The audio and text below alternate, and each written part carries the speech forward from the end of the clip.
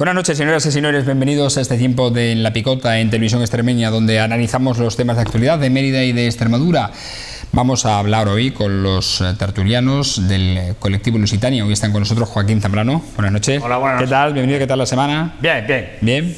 José Luis Arellano, buenas noches. ¿Qué tal? Hola, buenas noches. Bien, como siempre, con muchas ganas de largar, con muchas ganas de hablar. Eso es bueno, que vengáis con muchas ganas de hablar, porque vamos a hablar largo y tendido sobre la actualidad que, bueno, pues a diario tenemos, y también sobre temas concretos y proyectos que el colectivo Lusitania viene reclamando desde hace ya bastante tiempo.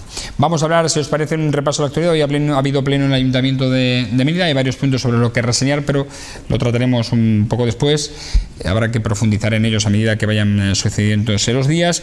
Sí decir, por ejemplo, empezar, si os parece, con, bueno, pues con la candidatura a la alcaldía que el actual alcalde Pedro Acedo ha ofrecido a su partido. Ha dicho que está a disposición de su partido y ha dicho que si se tiene que ir, se va. Si el partido le dice que se quede, se quedará. Tiene la misma ilusión de siempre y él quiere repetir en los próximos comicios, en los del próximo año, el 2015, para volver a ser candidato por el Partido Popular en Mérida. Bueno, ¿qué os parece esta reflexión que ha hecho el alcalde? En principio, la idea, cada partido tiene su idea y piensa en sus militantes y considera en cada momento quién es la persona más adecuada para ostentar un cargo municipal o político de otra índole o de otro tipo.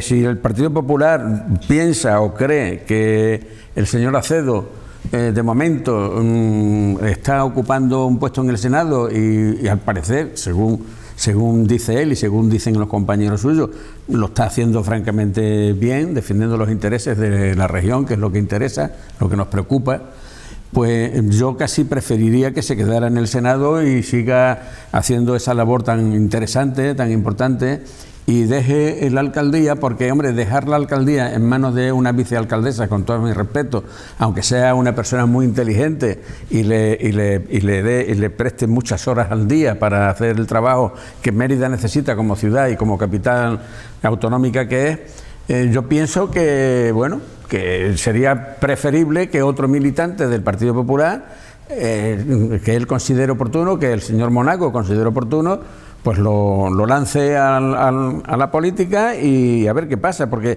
sinceramente, con todos mis respetos para el señor Acedo, al que respeto profundísimamente porque lo respeto, siempre yo con él nunca tuve ningún problema de ningún tipo, ni él conmigo tampoco. Entonces, ¿esto qué quiere decir? Pues quiere decir que si a él le gusta la política en el ámbito nacional y en el Senado se encuentra a gusto, pues yo preferiría casi que se quedara en el Senado y el Partido Popular nombrara a otro compañero, porque probablemente en el Partido Popular a nivel local y a nivel regional tiene que haber personas, primero que sean de Mérida, que para empezar él tampoco lo es, él es de Hornacho, con todos los respetos para Hornacho, pero no es emeritense.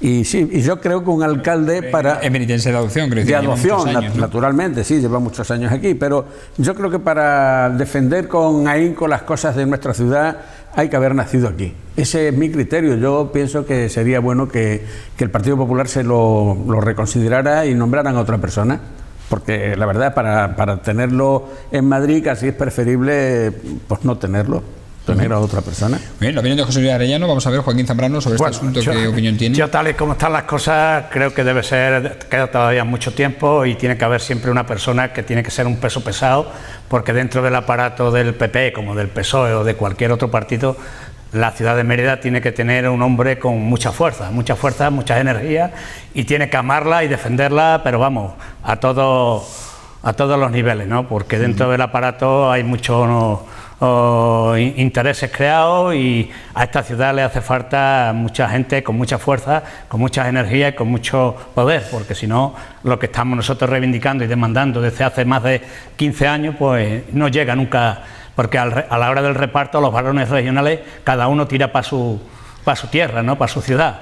Y eso es lo que le está pasando a Mérida. Mérida es la encrucijada entre las dos capitales de provincia, y si no hay una persona con mucho poder dentro del aparato, aquí no llega nada, no nos dan ni agua. Con eso yo creo que tengo ya... Bueno, Acedo ha sido y es un peso pesado dentro del Partido Popular en ese sentido, sí, ¿no? De hecho le disputó a Monago la presidencia del Partido Popular Ferran Regional. era el otro más fuerte todavía. Ciertamente. Era un lobo son, de digamos, mar. de los varones locales, Claro. ¿no? Que eran Celrán y Acedo. Que puso a Monago. Y del que queda solamente es Acedo, ¿no? Bueno, pues vamos a ver en qué queda esto, porque evidentemente es una cuestión de orden interno del propio partido claro. el que tiene que decidir. Desde luego, lo que él sí ha dicho es que tiene ilusión y quiere repetir como candidato si su partido le deja. Más cosas que tenemos aquí en cartera sobre los asuntos del día. No sé si sabéis que el ayuntamiento ha dado a conocer los términos de una sentencia por el que no le obliga a pagar los 729.000 euros que la empresa fotovoltaica Alter Enersum le reclamaba vía judicial. La pasada semana hubo tres sentencias que fueron favorables a los intereses del ayuntamiento, lo que es lo mismo, según el alcalde de Mérida, a los ciudadanos de Mérida. Por eso el alcalde se felicitó y dijo que era una buena noticia para la ciudad. En cuanto a esta sentencia de la fotovoltaica, recordó que el anterior gobierno socialista dio una concesión por 25 años a la Unión Temporal de Empresas de la que formaba parte Alter Enersum para colocar placas fotovoltaicas en varios edificios municipales, y por lo que debería pagar un canon al consistorio de 45.000 euros al año. Como no se ha ingresado nada por este concepto, la empresa no ha dado nada al consistorio del ayuntamiento y además pidieron una rebaja de la prima.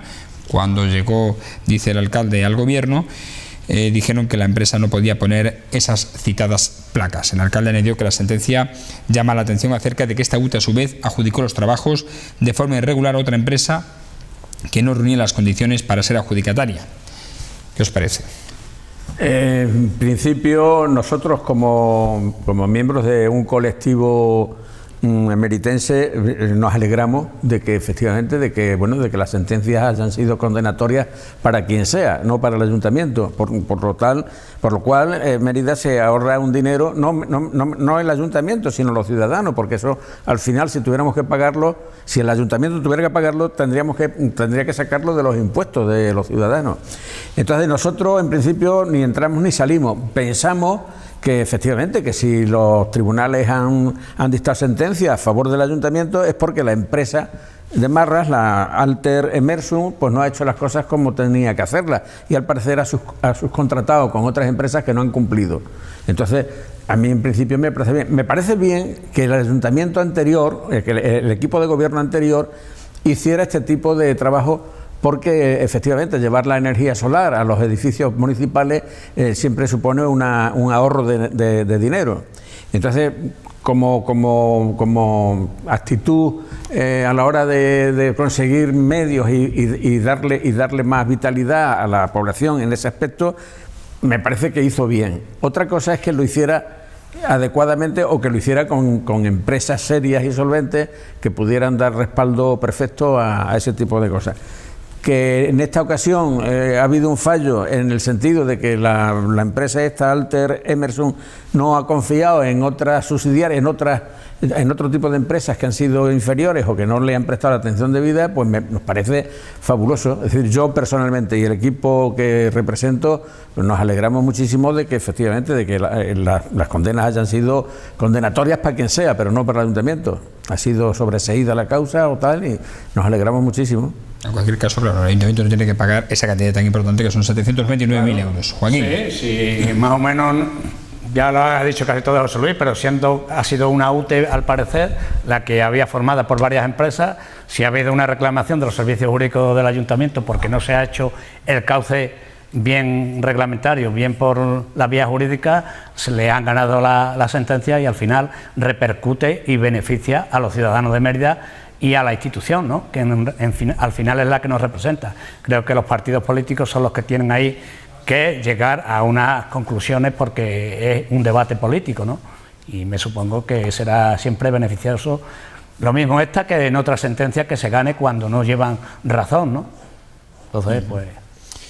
Bueno, pues nos metemos de lleno en los temas que vienen reclamando el colectivo Lusitania. Si me permite, Fran, me gustaría, antes de que termine este programa, porque si después nos metemos en otra serie de historias no nos va a dar tiempo de comentarlo.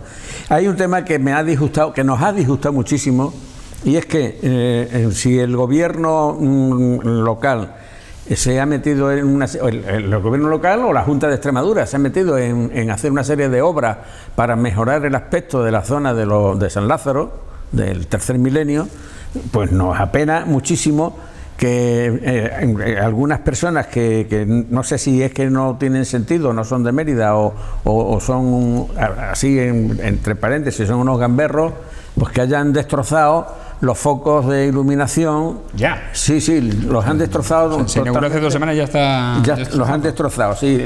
Todo lo que es la iluminación que detecta. 17. Claro, los focos que iluminan el acueducto de San Lázaro, el monumento, pues lo han fastidiado, lo han roto, y yo no sé eso a dónde nos va a llevar. Es decir, claro, también es verdad que en cada foco no puedes poner un municipal todos los días, ni todas las noches. Entonces tiene que, no sé, habrá que mentalizar un poco a la juventud en el sentido de que han ganado con eso. Porque, hombre, si se ganara algo, todavía tienen la explicación de decir, bueno, han hecho eso porque necesitaban lo otro. Pero romper luces por romper luces y fastidiar un trabajo y un proyecto bonito que estaba ya funcionando, que ha empezado a funcionar hace 15 días, pues me parece que hay que comentarlo y decírselo a la gente joven. Claro, por supuesto hay gente joven que es muy responsable, pero hay algún gamberro que otro al que habrá que tirarle de las orejas, y a nivel familiar yo creo que los padres deberían aconsejar un poco y tirarle de las orejillas a los chavales y decirles que hay cosas que no se pueden hacer, porque no se gana nada. Si se ganara algo todavía estaría... Sí. Tendría una explicación. Yo esta mañana lo he visto a través de internet en la prensa, en el Hoy, y el foco está mirando al acueducto, pero tiene una parte de adelante, creo que es con un cristal o algo de eso. No le habrán puesto una malla protegiéndolo, que me parece que ya pasó también cuando el puente romano se iluminó. En tiempo también se los cargaron, porque con los chavales con las piedras y con todos los argumentos que tienen en sus manos, pues a veces por hacer daño. Y claro, son vándalos que son incontrolados y a veces se cargan todo lo que es el patrimonio de esta ciudad. En el último ojo del puente romano también hay otra pintada a 3 colores, que la primera la borraron porque estaba en el primer encendedero y era muy visible, pero aquella está en el último ojo, en la barriada de San Antonio, está pintada a 3 o 4 colores. También queremos hacer aquí un llamamiento al consorcio de que vayan para allá los responsables y la vean, porque está también muy mal enfocada y además perjudicando mucho al monumento. Da un aspecto, efectivamente, pues, del momento que no merece. Claro. Pues yo no sé qué deciros, pero yo sería partidario de que se instalase cámaras de seguridad en los principales monumentos. Hombre, y así detectar quienes hacen esos actos vandálicos. Y sería bueno, y si son menores de edad, pues que la factura la pagasen sus padres. Claro. Sería bueno que la justicia también interviniera y que en alguna esos trabajos sociales, para que estos chavales que cogieran pudieran ponerlos a limpiar, que también le doliese y a pagar bolsillo, sus padres eso, para que fuera un ejemplo para la sociedad. Pero eso tendría que ser la Fiscalía de Menores o quien le corresponda, y en los ayuntamientos denunciar estos casos, porque es que si no es una vergüenza y es una pena ver cómo están las barriadas pintadas con grafiti por todos lados, que va a pasar. Esa es una moda, que es menuda moda, efectivamente. Okay.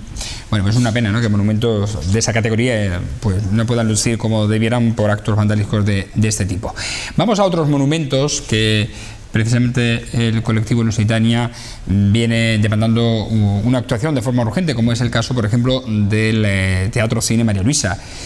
¿Cuánto tiempo lleva cerrado el María Luisa? Vamos a ver, en el año, creo recordar que en el año 2004 ya se cerró el cine porque no reunía las condiciones mínimas necesarias para que estuviera funcionando.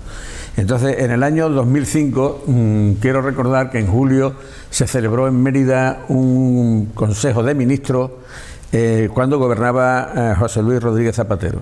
Perdona, antes de eso, la titularidad pública, ¿cuándo se efectuó? ¿Lo sabes? O sea, la titularidad. ¿Desde cuándo es público el María Luisa? Yo pienso que público exactamente todavía no es. No es. Hay una parte que pertenece a los familiares que montaron el cine hace ya una época. Era la familia de los Navia. Sí. Me parece que eran de Almendralejo. Sí, efectivamente. Y yo creo que todavía siguen manteniendo parte de la propiedad. O sea que no son... No es titularidad pública. No, exactamente. Entonces ya te digo, en el 2004, si mal no recuerdo, aquel se cerró en el 2005, cuando estuvo Zapatero en Mérida para celebrar el Consejo de Ministros, recuerdo que en una entrevista que le hicieron los periodistas en el Hotel Emperatriz, lo que hoy es el Meliá Mérida, o el Pala, hoy es el Palace Mérida. El Palace Mérida, sí. Pues el señor Zapatero se comprometió con el ayuntamiento, que entonces estaba en poder del Partido Popular, y el alcalde era la misma persona, era Acedo Penco.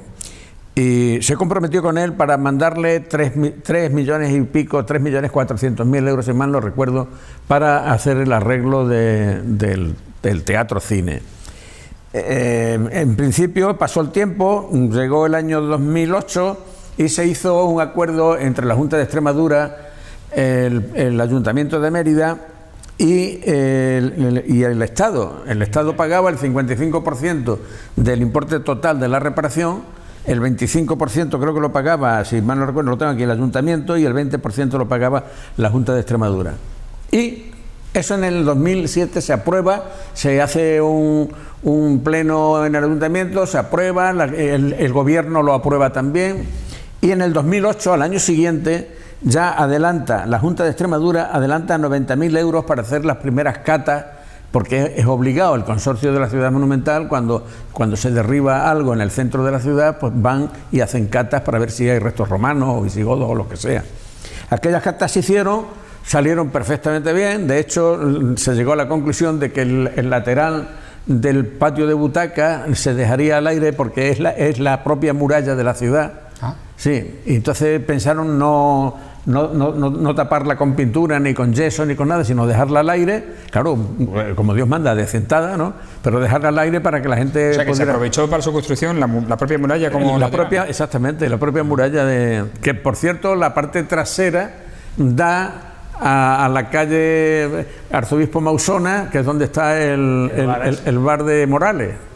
Entonces el patio de Morales se ve un trozo que está al aire libre y la gente lo disfruta. Bueno, la gente lo disfruta, poca gente, porque allí, como aquello es privado, el bar pues tiene allí una carpa en verano, la gente se sienta allí y está tomándose la cerveza junto a la muralla.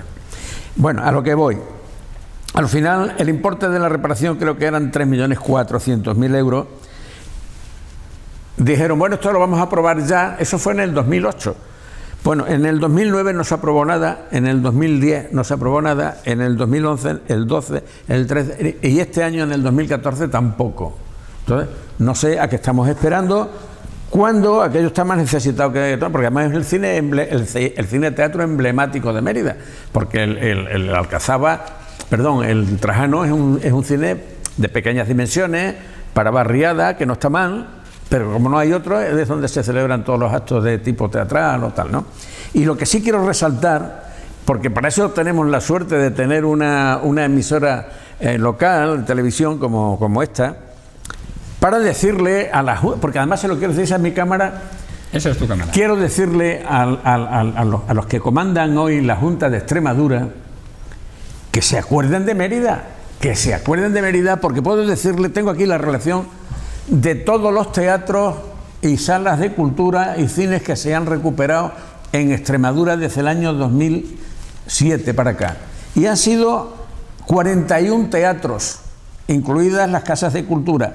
Y puedo citar algunas cifras para que vean que los datos que yo traigo aquí son verídicos, que por ejemplo en Badajoz el Teatro López de Ayala recibió una cantidad importantísima de muchos millones, que lo aportaron la Junta, la Diputación Provincial y la Caja de Badajoz.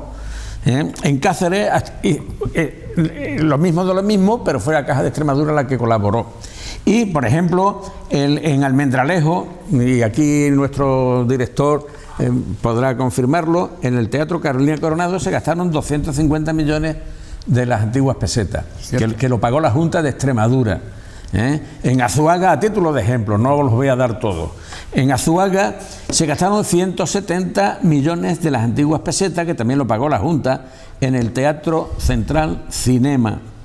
Y en Berlanga, que es una ciudad muy entrañable para los extremeños, pero una ciudad pequeña, pues también tiene derecho a su historia. Y la Casa de la Cultura, como no tenía un teatro emblemático, para recuperarlo y dar cine y hacer teatro allí en la Casa de la Cultura, pues se gastaron 90 millones de las antiguas pesetas. Eso estamos hablando de reforma. Estamos hablando de reforma. Pero te digo más, porque el caso Almendralejo lo conozco bien. Previamente a esa obra, la Junta lo compró por 100 millones de las antiguas pesetas a la familia Navia, porque ese teatro también era de la familia Navia. Claro. Y era de titularidad pública. Por eso te he preguntado antes si el María Luisa era o no de titularidad pública, y la cesión del teatro la cedió al ayuntamiento por 99 años. Es decir, que aquí se podía haber hecho algo parecido. Al final, para terminar mi comentario, es que, bueno, 40 y tantos teatros en Extremadura, que me parece muy bien, que nos alegramos muchísimo de que eso se haga o se haya hecho. Pero, hombre, Mérida ya no es presumir de que sea la capital de Extremadura. Es que es una ciudad importante geográficamente, está situada en un sitio emblemático, que también es la capital de Extremadura y que tiene un teatro que también necesita ponerlo en funcionamiento. Así es que yo quiero que lo miren ustedes y que lo sepan, que la gente está enterada de estas cosas y que hay que decirlas para ver si ustedes se acuerdan, por lo menos, ya que en los presupuestos de este año no han metido ni un solo céntimo, a ver si para los presupuestos del 2015 tenemos un poquitín de suerte y podemos contar ya con las obras para que empiece aquello, porque es que si no el cine se va a caer, se va a derrumbar, y cuando mate a cualquiera en las cornisas, pues tendremos problemas. Y costará más después. Y costará mucho más dinero, efectivamente. Exacto. Yo creo que aquí termino mi comentario. No, que no es baladí, ¿eh?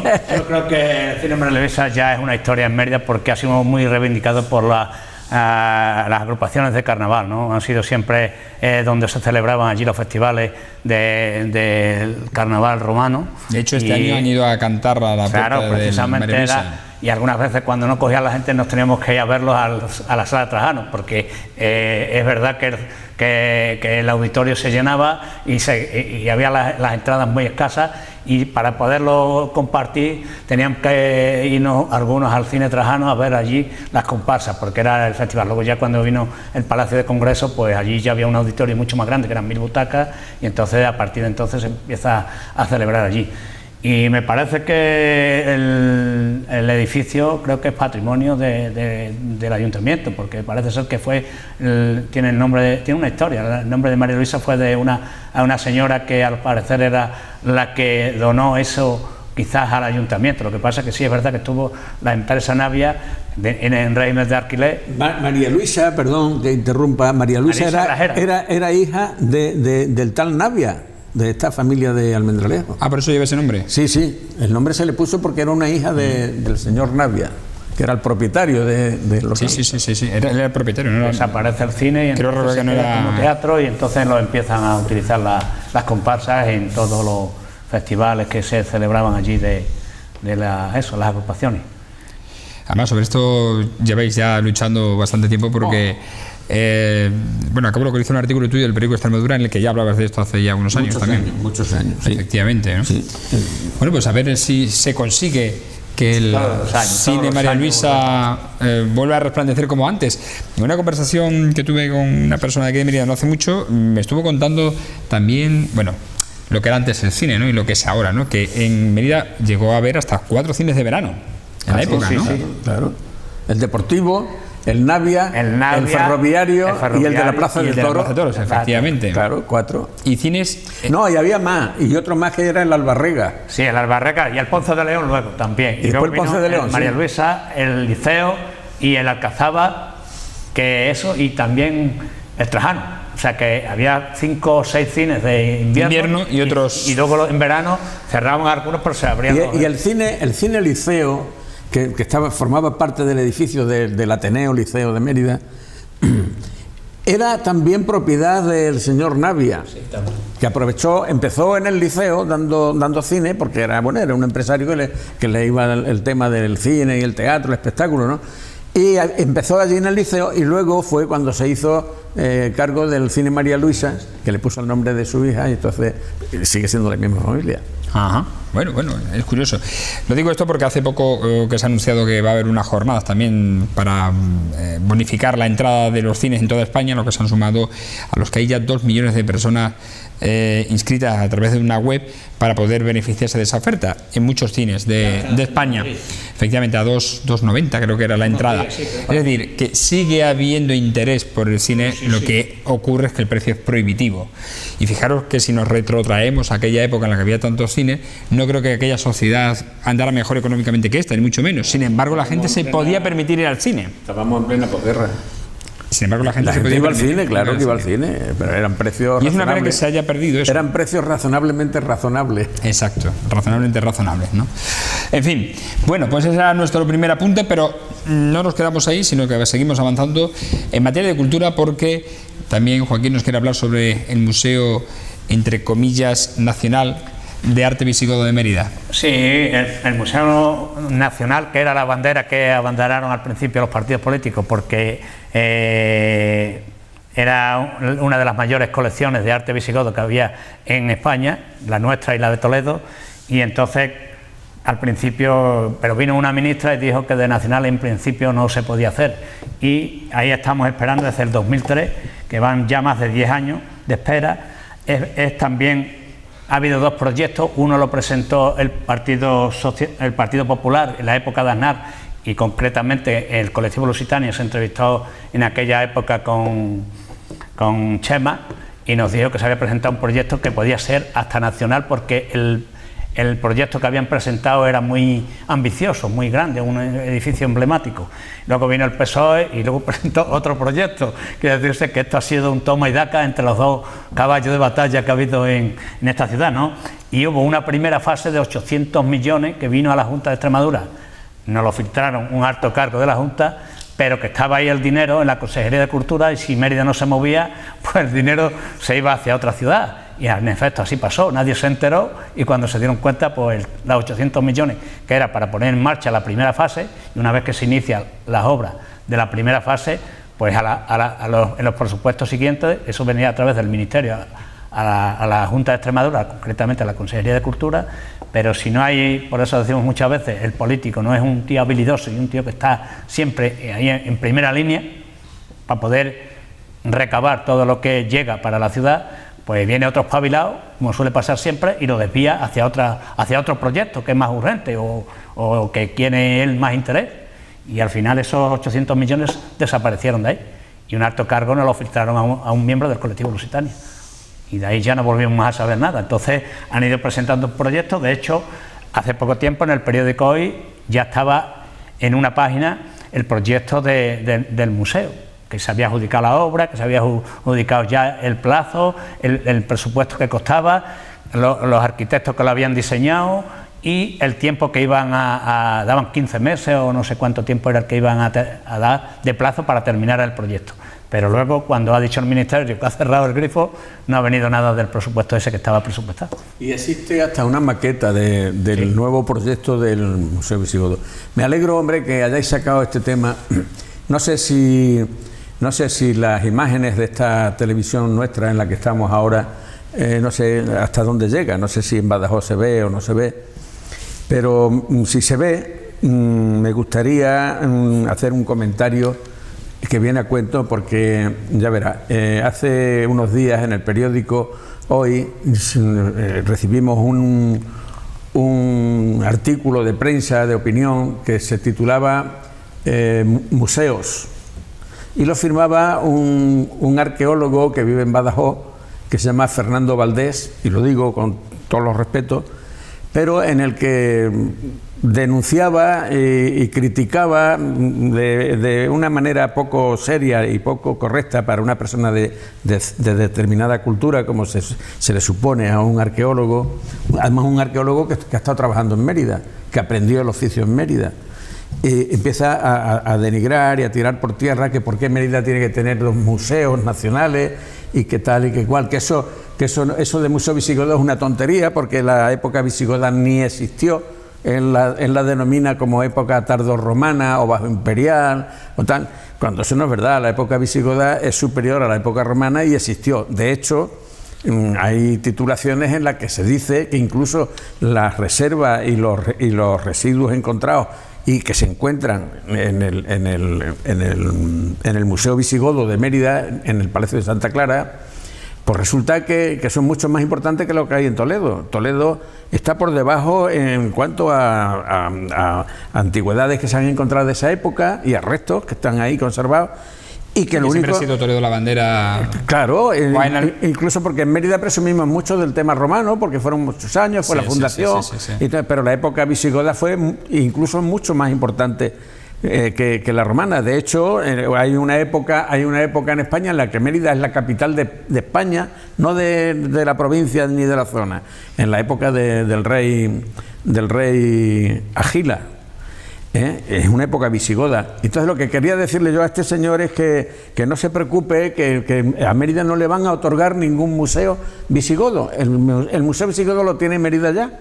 A Mérida lo único que le van a hacer es dotarlo de un domicilio nuevo, de un edificio nuevo, pero que ya existe, que no se preocupe, y además le digo más, aparte de los museos nacionales que tiene la ciudad de Mérida, en Extremadura, pues que me diga él si hay algún museo nacional en alguna otra parte. Yo creo que no. Así que me gustaría que este hombre, si de verdad nos ve y tiene la posibilidad de verme, pues que sea más discreto a la hora de dar opiniones en el periódico y de menospreciar la ciudad, que al fin y al cabo es una ciudad extremeña como puede ser la suya. Sinceramente, siendo como es arqueólogo y habiendo trabajado aquí. En ese jardín. Efectivamente, y precisamente discutir este tema cuando hay muy pocos museos que fuera de Madrid tienen el carácter de nacional, efectivamente. Que este es para estar orgulloso de él, claro. del romano, y si viene uno más, pues Extremadura entera debiera estar orgullosa. Claro, porque es bien para todos, no es bien para Mérida. No entiendo cómo este señor es capaz de está en la Plaza Santa Clara, que puede venir a visitarlo él si quiere, claro. Si ya lo conocerá demasiado. Lo que pasa es que ha querido hacer una descalificación que no se corresponde. Este señor va a contracorriente, ¿no?, con el tema de... Total. Porque no hace mucho mandó otro artículo hablando del turismo en los mismos términos, ¿no? Diciendo que Mérida no era una ciudad turística, ¿qué tal? Y yo le mandé una réplica en un artículo de prensa en otro periódico, diciéndole que el año pasado, concretamente, del 1,5 millones de visitantes que ha tenido en la región, pues casi 600.000 personas han estado en Mérida. Por cierto, a Badajoz no han ido más que 250, parece ser. Entonces, es que discutirlo obvio es una tontería, no viene a cuento el meterse en esa historia, pero bueno, hay gente que le gusta incordiar y le gusta meterse en laberintos. Sí, son provocaciones que al final no llegan a ninguna parte. Pero que necesitan contestación. Sí.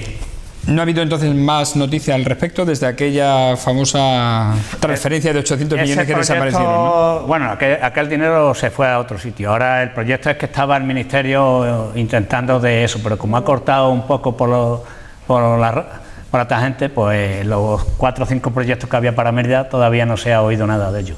Entonces nosotros desde aquí pues queremos un poco incidir a la Junta de Extremadura para que recabe en estos proyectos, en estos grandes proyectos como son el Museo Visigodo, el Museo Nacional de Arte Romano, que también tiene una ampliación que se compró un solar que tiene 1.500 metros cuadrados y que presentó el proyecto también Monleón, y que es el que hizo el Museo Nacional, y ahí está también, está todo ese proyecto ahí, que no viene el dinero del Ministerio, a ver quién es el que lo mueve, para que eso se pueda llevar a cabo, ¿no?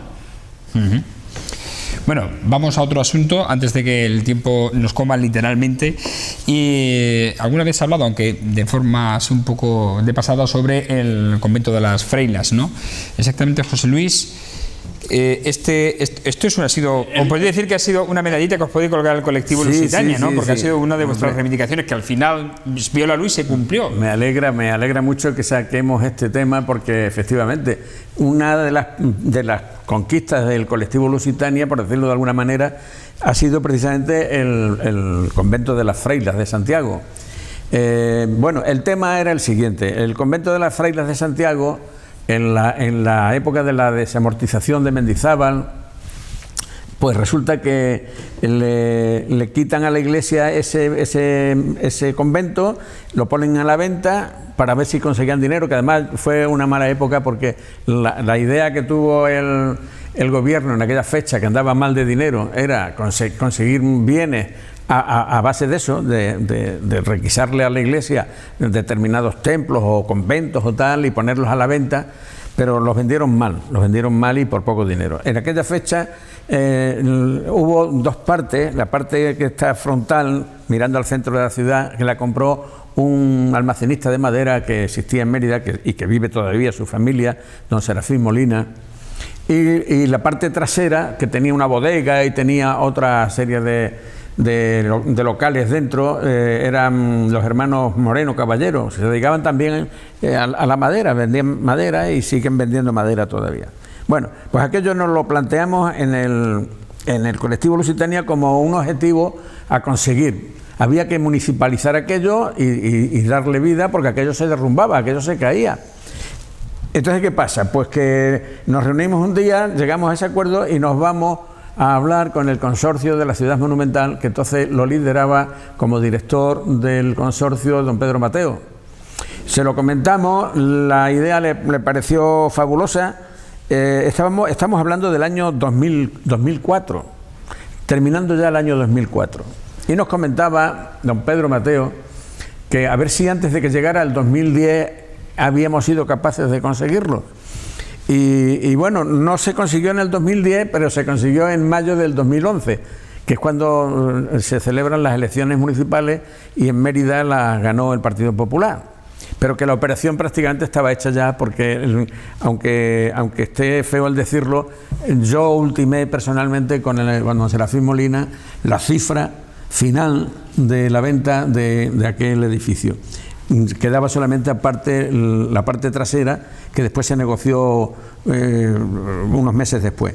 Lo que sí recuerdo es que en aquella fecha la idea que le planteamos al consorcio de la ciudad monumental la ponen en práctica y se adquiere, llegan a un acuerdo y a un compromiso entre el Ministerio de Cultura, la Junta de Extremadura, el Ayuntamiento de Mérida, la Iglesia, la Renfe, que también formaba parte, porque aquello, la parte trasera eran terrenos que les correspondía a la Renfe, y el consorcio, y nosotros como intermediarios, claro, para llevarnos todas las guantadas, porque es lo que pasa siempre, claro. Eso fue un proyecto de consenso. Fue un proyecto de consenso. Sentar a tantas partes, claro, y ponerse de acuerdo. Entonces, en el colectivo consideramos... Intentándolo muchas veces, los alcaldes no fueron capaces nunca de comprar eso. Consideraron que las personas que tenían que negociar era don Emilio Oliva Salguero y don José Luis Arellano Herrera, y allá que nos fuimos. Empezamos a negociar con ellos, empezamos a tener conversaciones con ellos, nos enseñaron el convento de las Freilas por dentro, vimos cómo estaba aquello, estaba en un estado lamentable, hay un patio mudéjar precioso dentro, y al final aquello, pues, negociando, pasaron 5 años. Por cierto, me tocó ir en alguna ocasión incluso a Zafra a visitar al abogado de don Serafín Molina, que su abogado, el que llevaba todos los asuntos, era un abogado de Zafra, no era de Mérida, y tuve que ir a negociar con él algunas veces. Tuvimos conversaciones de esas que empiezan a las 10 de la noche y terminan a las 2 de la madrugada, porque don Serafín, que en paz descanse, era una buena persona, pero era un hombre que quería hilar muy fino y tenerlo todo con mucho orden. Era un hombre ya mayor, él veía que el tiempo que le quedaba no era mucho y lo que quería era, pues, terminar el compromiso aquel, venderlo y dejar a su familia ya como Dios manda, porque el intento de compra y de venta por parte del Ministerio, no, del Ayuntamiento de Mérida, fue en varias ocasiones, pero claro, le ofrecían cifras que eran irrisorias y al final en las conversaciones no llegaban nunca a buen puerto.